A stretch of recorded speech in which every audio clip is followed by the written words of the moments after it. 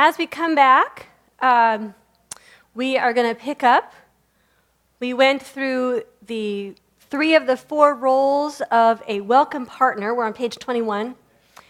We talked about reaching out to new or visiting families. We talked about going after families that have a weak or a former connection with the church.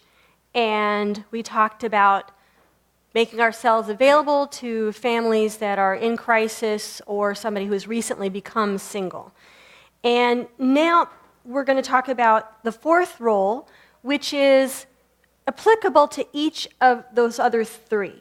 And that is, once somebody has a connection, that first connection with the church, when you've gotten to know them a little bit, you've communicated welcome, you've kind of talked through some of the initial issues or barriers.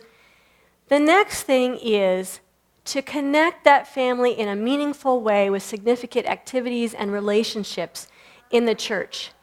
Now, this is something that all churches actually really should be doing for everybody. Because, again, there's sort of the assumption that if we set up these great ministries and, kind of put people all together in the same room, they're just naturally going to form these great close relationships and do all kinds of great things. But again, for some people, it takes a little more intentionality than for others. Some churches have a ministry of the church. They have a structure set up to plug people in. So it may be a team that, when there's a new member, they go through an interview process to find out what their gifts and interests and life situation is, and then they get sent to this ministry or that ministry and introduced to that person. So if your church already has that kind of a structure set up, then great, you've already got this. Just make sure that they are trained on interacting with single-parent families. If you don't already have that, then this is what we recommend, and to think about, in fact, expanding this aspect of the ministry to everybody in the church. And that is the more in-depth getting to know somebody to find out what their needs are, where they are in their spiritual life, what kind of discipleship they need, what kind of relationships they're hungry for. Are they hungry for contacts with other single parents? Are they hungry for, just being part of a small group? Are they at the place in their life where really they just want to show up on Sunday mornings and be anonymous? Thank you very much. Are they eager and ready to move into a volunteer ministry position? Not just assume that they're there just to take, but what is it that they feel like they have and want to give? So to have those ministry listening conversations, and again, this would be a separate training in itself. So I'm just kind of throwing this idea out there to say that once you have a basic relationship with somebody, that go that next step to have a conversation with them, to walk them through what are the options for involvement and where they are at this point in their life, and to be a troubleshooter and a bridge builder. And again, for single-parent families, they're often going to need that personal introduction, especially since many ministry leaders are men. For single moms, especially those who have been hurt by men, it would really be helpful to have a woman go with them to that initial conversation. They may not feel comfortable or safe approaching a man by themselves. So to be that bridge builder, to walk with them, to grease the path towards more significant involvement. And then if there are barriers that are coming up, they'd like to go to a ladies' Bible study, but they don't have childcare. They'd like their child to participate in all the youth group activities, but they don't have transportation.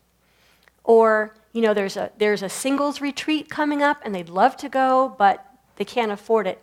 Are they going to call the church and say, I need $20 to attend the singles retreat this weekend?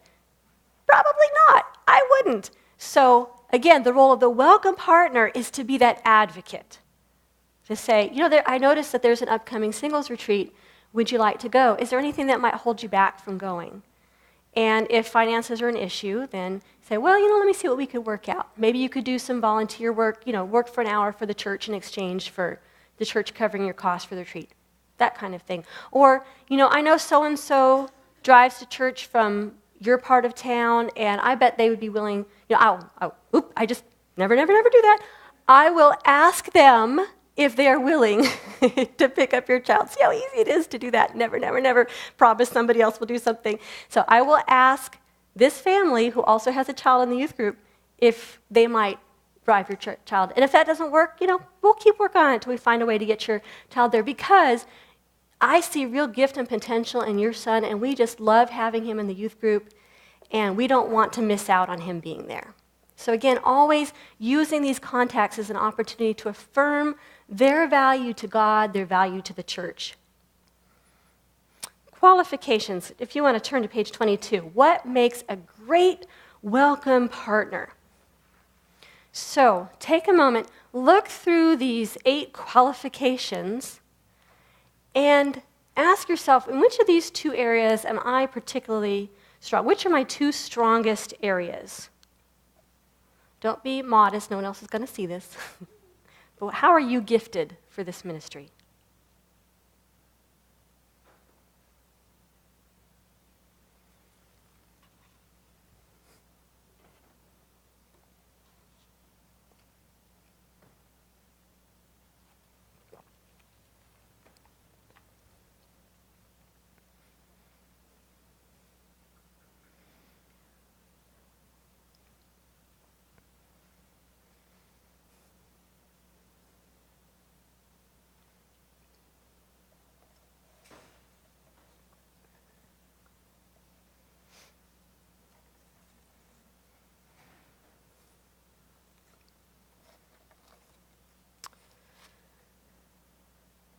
Few guidelines. A welcome partner, to understand what your role is and isn't. A welcome partner is not a mentor, like we talked about last night. Although it can lead to a mentoring relationship, it is not a mentoring relationship.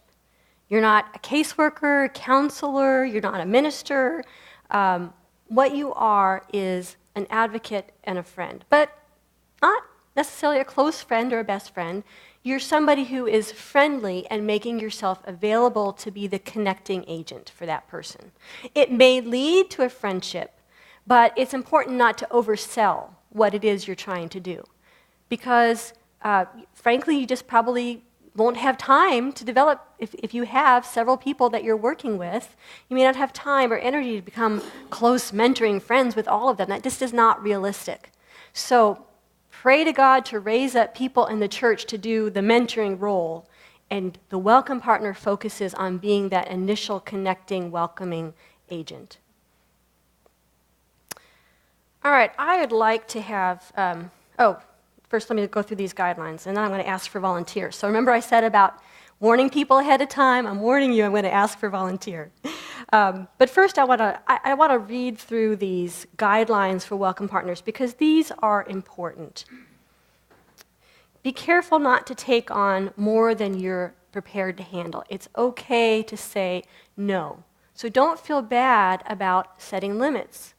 If you're asked to do things that you feel like are really beyond your time capacity to do, the worst thing that can happen is you start this ministry, and in the next 2 months, within 3 months, you are overwhelmed and say, I can't handle this, and you quit. Or you train other people in the church to do it, and they feel overwhelmed, and they quit, and the ministry dies. So better to set limits and to say no, so that you can be available for this specific ministry task. And again, just trusting God that God will raise up the resources to take care of those other needs. But your job is not to meet every need of that family. The job of the welcome partner is to make sure that families feel welcome. I talked about not making promises for what other people can do, but offer to help make connections. Keeping in a public place and being sensitive to the gender issues. If you are a male welcome partner, this is a bit dicey because, again, a lot of single moms are might be weary or I would suggest that if you're a man who wants to do this ministry, to do it, and if you're married, to do it as a married couple. Because that can be encouraging and empowering for a single parent to connect with a married couple. It would not probably be appropriate if you are a single man to do this ministry and connect with single moms. So we need single men to be welcome partners to reach out to single dads. But single men, single women, no. Always have parental permission for activities involving children. If they've got a children's church, don't say to the kids, okay, kids, let's go, before asking the parents and saying, is it all right if I take your kids to the children's service? And honor the role of the parent and protect your own safety by never meeting with children without the parent present, or if you're in a public space, or you have their permission. All right, so this is where I need the volunteer. We're going to have a little fun here. Anybody want to volunteer? Oh, come on, it'll be fun. Yay! Come on up, Danielle, thank you.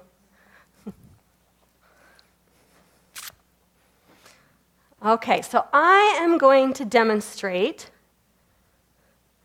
things not to do. All right, so here is our church, and Danielle is our single mom, and I'm going to be the bad welcome partner.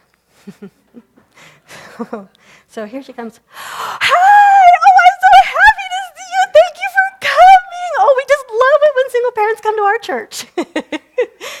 Yes or no? Oh, okay. All right, so, hi, I'm so glad you're here. Come and sit in the very front row. Yes or no? No. All right, and here we are in our service, and it's visitor greeting time, and I say, oh, I have a visitor I'd like to introduce. This is Danielle, and she's a single mom, and she's got these many kids, and she really needs help with, transportation, and no, okay. All right, pressure the children, so if you've got little munchkin here and say, look, they're going up for children's story. Don't you want to go? Oh, come on, you want to go? Oh, it'll be so much. Can you tell your kid to go? Yes or no? No. Okay. All right, little munchkin is being a little rowdy, and so I say, now we don't do that during church. No. Or I say to you, can you make your child behave because he's being disruptive? No. What you can do, if the kids are an issue, is you come prepared. You bring a set of coloring books, you bring some quiet activities, and you say, I think he's a little bored. Is it okay if I give him these activities? Or even, if your church allows it, here's some Cheerios. If it's a small child, I brought some Cheerios. Would that be okay with you? And we'll sit down and we'll do this right here together. Okay, all right. And I say, I've got kids too, and I remember this stage. Oh, it is so hard to keep them occupied during church. So approach children in a positive way. Okay, so now we're going to see if I can do this right, all right? So let's go back out and come back in. Okay, come back. Hi, I'm Heidi, and can I introduce myself to you? Sure. What's your name? I'm Danielle. Good to meet you, Danielle. And if you don't know anybody here, I would love to sit with you during the service. Is that okay? Yes, ma'am. All right, tell me about your kids, and then we would have a little conversation there. All right, so, and then I might say, now, Danielle, later in the service, we have a time where we introduce visitors, just say their name and introduce your kids.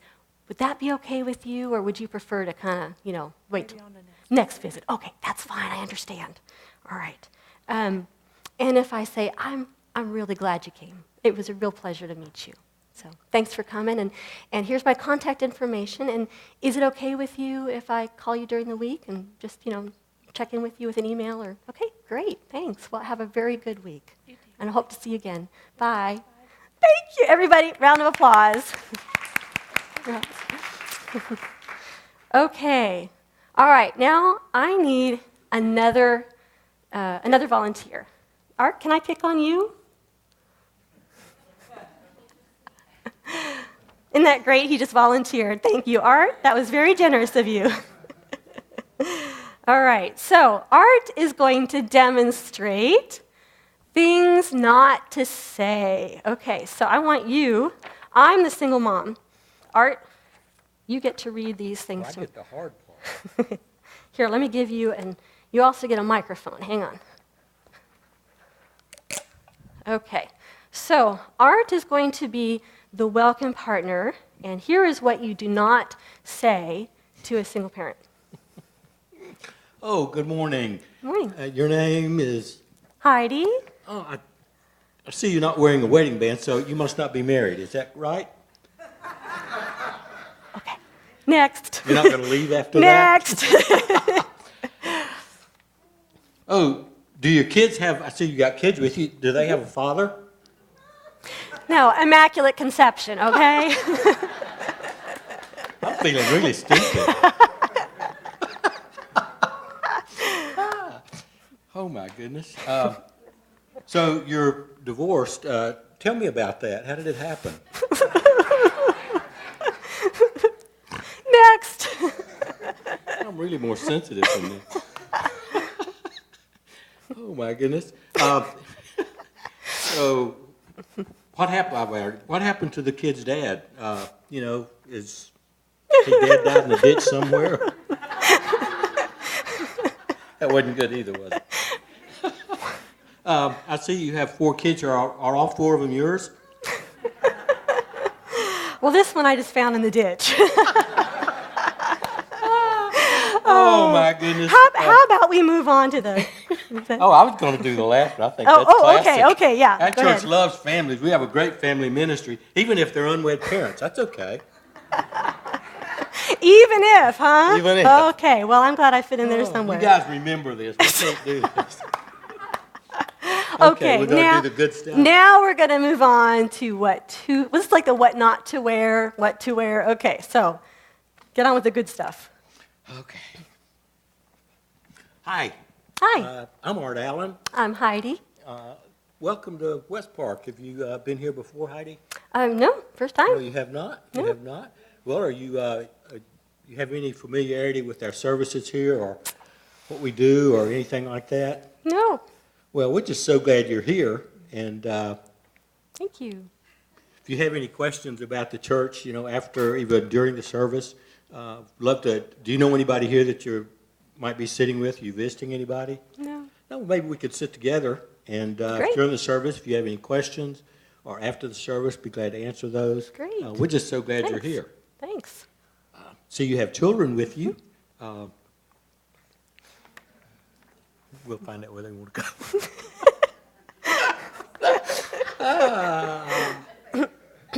Our church is just a welcoming church. You're doing great, Art. Now, let's see if Art could be a welcome partner with a straight face from now on. The first single parent he meets, he's just going to crack up, right? What's the next on the list? Well, it was our church welcomes everyone. Mm-hmm. God wants us all in His family, and we have a good singles ministry. We have a great families ministry, adults. We cross-generational. It's just a wonderful family. Sounds and good. Love to see you become part of our family. Thanks. God brings you here. Thanks. Thank Appreciate that. You're awesome. Thank you. I'm a hugger. Yay! Round of applause for Art. Thanks, Art. All right. Any questions or comments about all this? Yeah.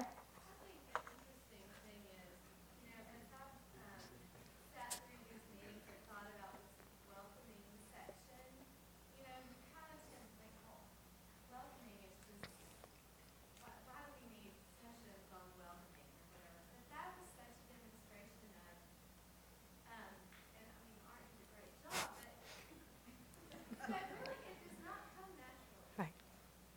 Saying the right thing is not, and especially when you are meeting someone for the first time, and it's kind of high pressure. Mm-hmm. You can find out, and you say the wrong things before you even think about it. Right. Because even he had right there before him what to say, and I know Art, he's articulate and caring and empathetic, but he had to get cues in order to say the right thing. Mm-hmm. it's hard in a pressure situation to say the right things. And thank God for the scripture, love covers a multitude of sins. And if you don't remember any of the script, just remember to love. Look people in the eyes and just have Jesus love through you. And if you say the wrong thing, it's okay, because if you really love them, they'll figure it out. They'll figure it out. And even, we laugh about the wrong things that were said or whatever, but not only have I said them a ton of times, but a ton every Sunday. As a matter of fact, people in this group, that you run into, are all those kids yours? I put that in there before I met you, okay?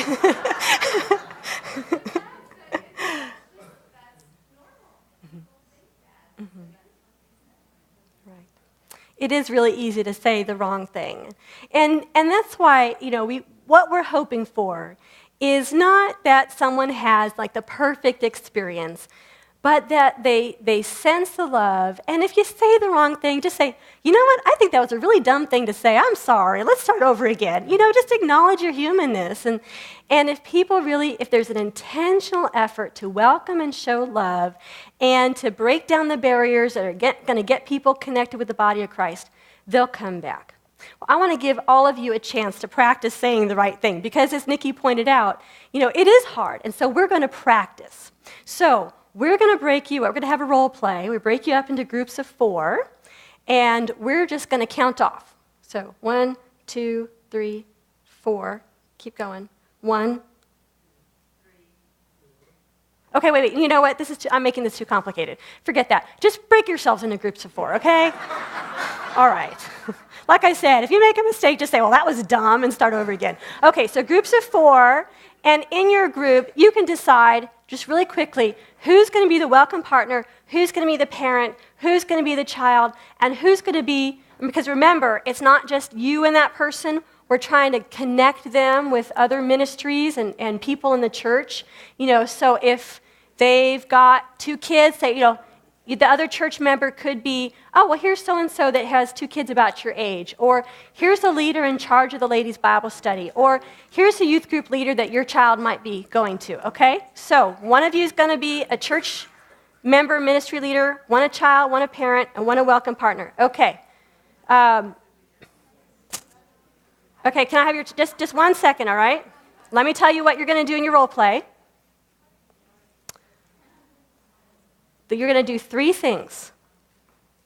I want you to actually stand up for this, okay? Everybody on your feet. Exercise. First thing you're going to do, the welcome partner is going to greet the family, parent and child. You're going to make say things that make the family feel welcome. Have an initial conversation. And then you're going to take an opportunity to introduce that family to the church member, help them to make a connection with somebody in the church based on your conversation. Okay? Use your imaginations. Have fun.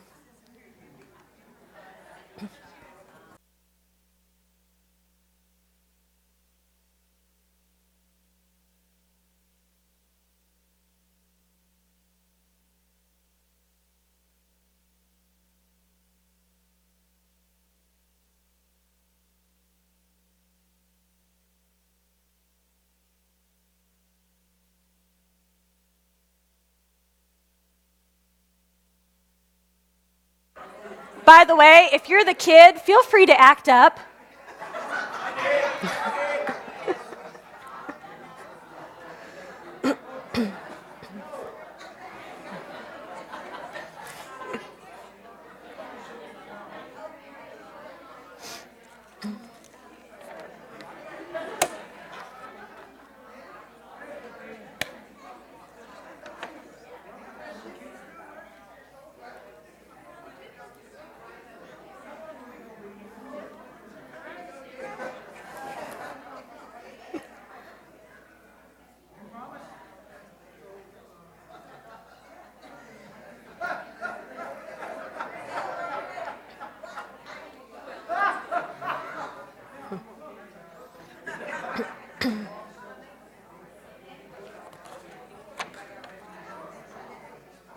Two more minutes.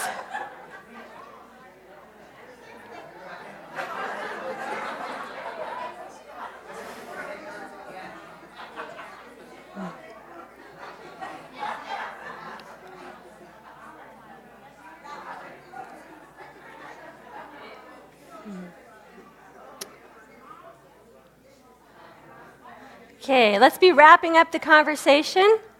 Now transition to what you would say. Transition to what you would say at the end of the service. As you are leaving, what would you say?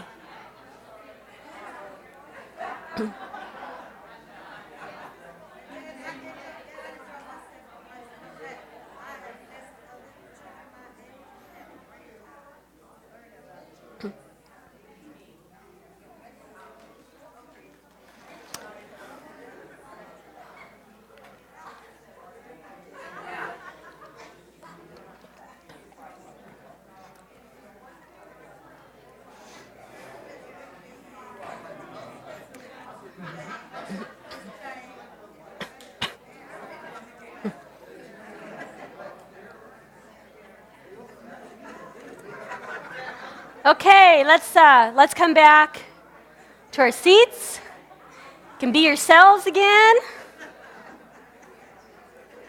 Although I think it's more fun to be a kid, isn't it? Were you the kid? All right.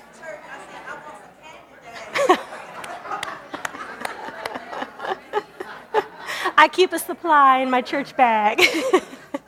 All right, let's talk about this experience. And this was fun. This is fun, but we can learn something from it. It's good to practice. So let me ask, if you were a welcome partner, raise your hand. Okay, welcome partners, raise your hand.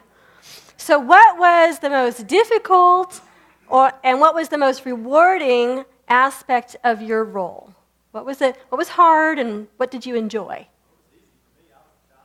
Okay, I'm not talking to you.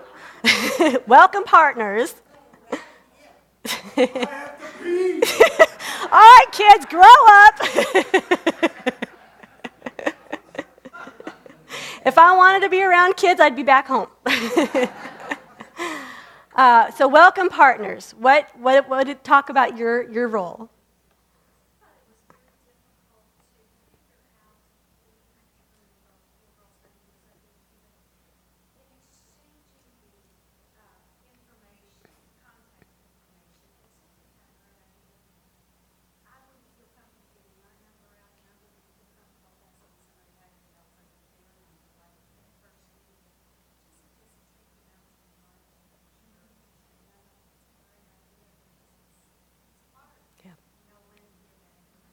Right.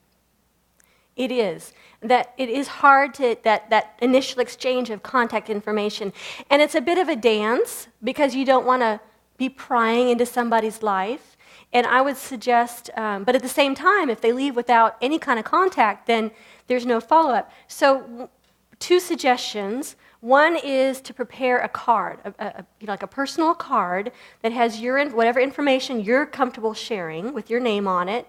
And you can hand that to the person and just say, if you have any questions about church, I really like to make people feel comfortable at our church, so I give these out. If you have any questions or you need a ride or you want, anything, just call me during the week.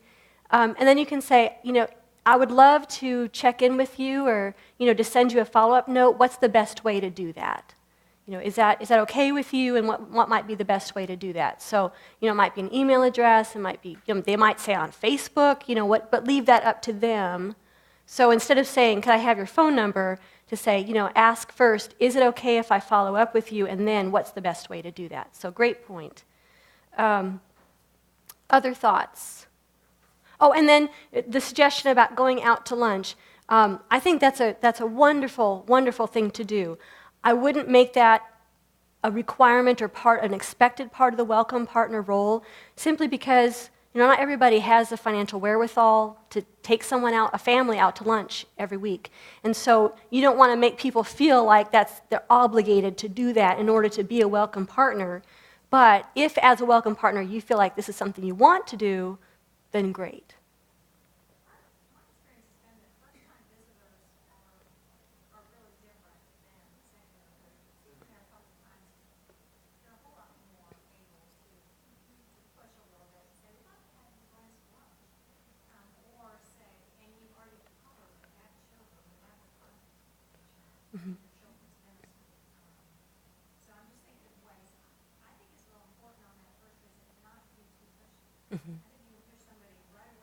That's right.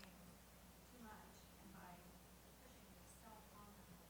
Yeah. I think it's more equally as important to keep your eyes open or say to them, look, I'm always here welcoming the children in the morning, so I'll look for you. Or, we always sit in this area, please come find me, and come back again. Yeah. That balance between communicating welcome and not being too pushy, being sensitive, and, like it says, not making a big fuss over somebody. People like to be welcome, but they don't want to be fussed over or hovered. That's right. And it's a very variable thing, because some people, if you don't have a personal greeting and some attention, they won't come back. Some people, if you do show them too much attention, they won't come back. So it really is praying for the Holy Spirit's guidance and just responding to what they need and asking, and kind of responding to their cues. So yeah, great point. You don't want to be too pushy. I just want to add, when you introduce yourself, to memorize that person's name. Do word association with the name. Great. Because you see them back the next time, and you say, hi, Evelyn, or hi, Susan, and you remember their name, they're going to remember you.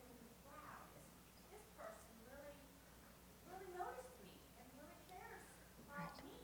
Power of knowing people's names. Knowing their name. That's right. Your name is the most important name. The most important word. That's right. The whole dictionary. So use the person's name and have it put in your mind. So the next time you see them, you say hello with their first name. Hi, Susan. I don't know you from last week. I'm so glad to see you again. That second and third visit, as you were saying, is so important to reestablish that connection. Great point.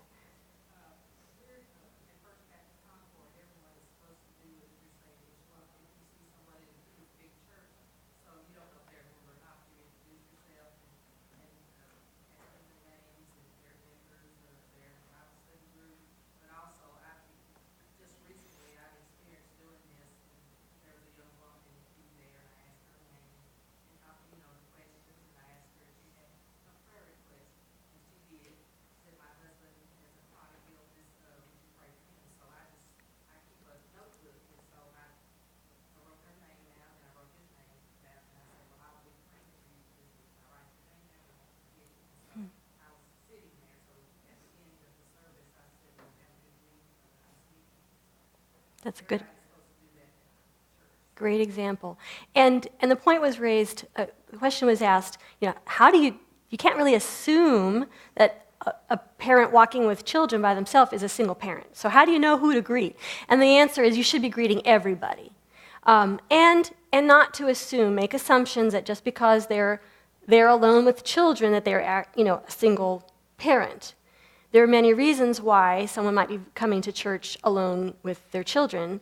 It could be that the dad just doesn't want to go to church. It could be that he works on Sunday mornings or is away on a trip, just happens to be gone that weekend. So, again, not to ask the questions from out of the assumption that this is a single parent, but to get to know people out of the assumption that here's somebody of value that we want to connect with. We need to wrap this up, but I do want to ask, for people who were the parent or the kid, what did you learn from playing that role that could help you as a welcome partner? So parents, kids, what did you learn from this role play experience that can translate into your welcome partner ministry? One thing I noticed when we were talking, we were talking about the children, things that children do, children, and programs that are available. And that's what it ended right there as we sort of stood here. And I would encourage more than just discussing it, but escorting, like maybe talking while you're walking down the hall, where you're headed. Right. Building up to the kid where you're headed, what you might, what the program is, or something. I don't know exactly, but we our simulation here, we just stood right here. And it would have been, I think, better to instead of saying, we have programs and they're going to do this and that. Hey, come with me, let me show you. Not just pointing out something in a brochure, but if you can, and if it appears that the family is receptive to it, to say, I'd love to introduce you to our children's minister. I'd love to walk you to the class where your child can stay. Can I accompany you? So, yeah, doing that personal escort step. Great. Any more thoughts from the parent or? Yeah, I think it's important to bridge the gap between not doing enough or doing too much just by explaining. That simple explanation, hi, this is who I am, I'm a welcoming partner, and we want to make sure that every person who comes here, whether it's your first time, third time, whatever, that we don't miss you. Because a lot of people drop through the cracks and we don't want that to happen. So may I just introduce myself and just ask you for some basic information, just so I can know you and you can feel more connected when there's someone here.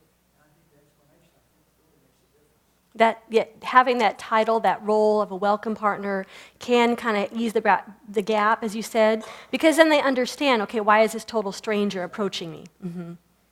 Again, not everybody's going to be comfortable with that, but I think for those who are, I think that's a great way to do it. All right, one more comment.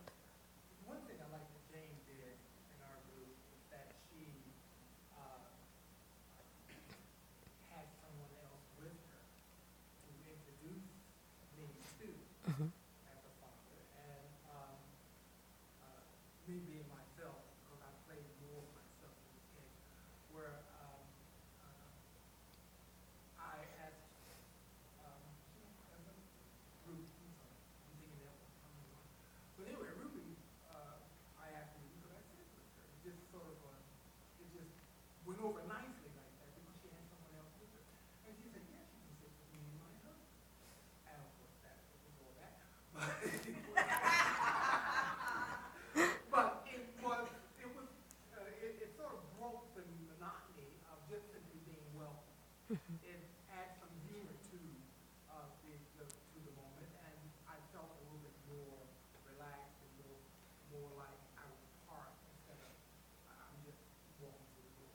A little humor goes a long ways in making people feel comfortable and easing your own kind of flutters too.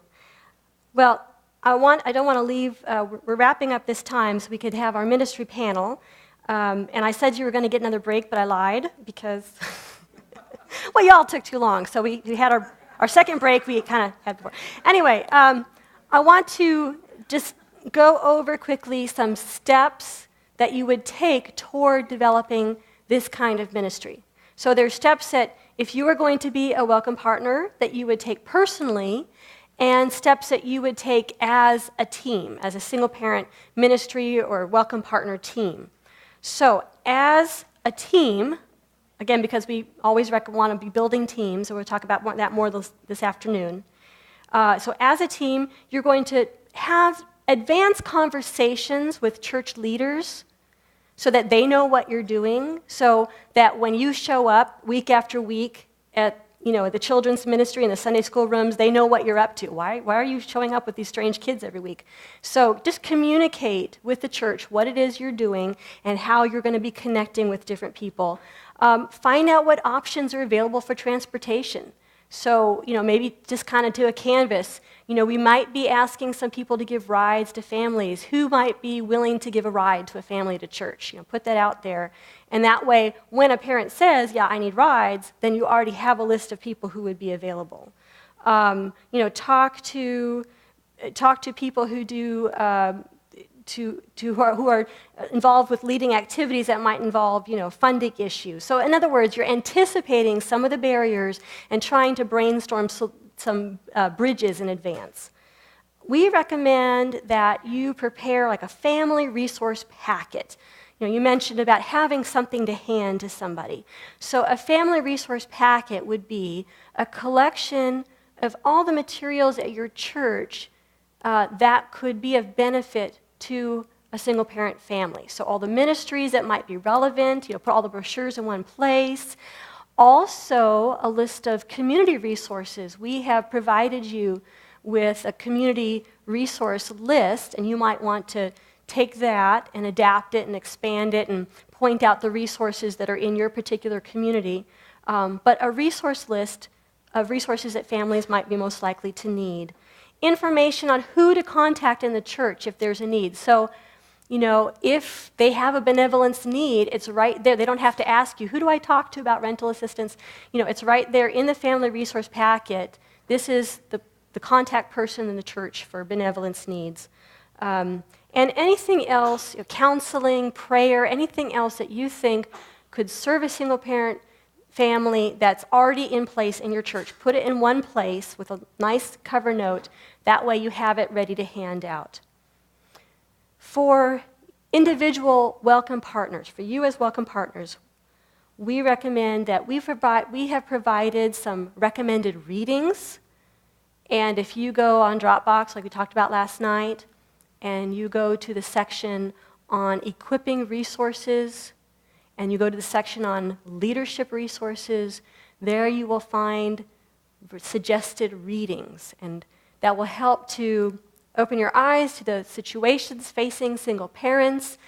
Goes into a little more depth on ministry with single parents. So look through those recommended readings. There's a devotional in there on in the Equipping Families resources, a devotional on God's heart for families. So prepare yourself spiritually, mentally, practically. Talk to your family. Let them know what it is you're going to be doing and why you might be going to sit with a stranger. Or can you bring this family to sit with you? And then finally recommend that you try to have at least one personal conversation with a single parent. Even if you are a single parent, it can be helpful to talk to another single parent to get another perspective. Have a conversation on, what was it like to come to church for the first time? What was that experience like for you? Who made you feel welcome? Anything I can tell them, this is what I'm going to do, and I would love to hear input from you on how I can do this ministry and your ideas for this ministry. So get that input, and of course, pray. Pray for yourself and pray for the ministry. So we are now going to transition into a time of ministry panels. We've been talking about mentoring, we've been talking about welcome partner as two very specific kinds of ministry. But we want to open it up knowing that there are all kinds of ministries out there.